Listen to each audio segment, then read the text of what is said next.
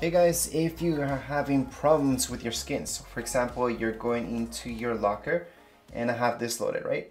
And then I go back here and I see another skin and I can't change it no matter what.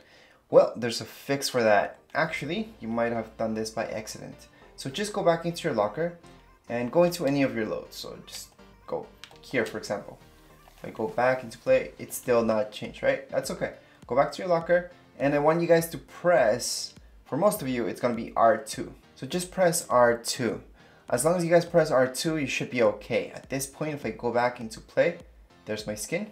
Let me just go back to my locker. Let me do another loadout and go back to play. And there we go, that's fixed. So right now, that's the quick fix. You might have touched it by accident to enable that shuffle.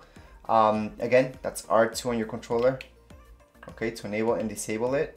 That's gonna be all the way on the right side of your screen. You're gonna see presets. It's gonna say load, save, and then enable shuffle. That's what you guys have to change. Anyways, that would be it for this video. If you guys have any comments, questions, you guys can write down here in the comments area. Don't forget to subscribe and rate. Thank you.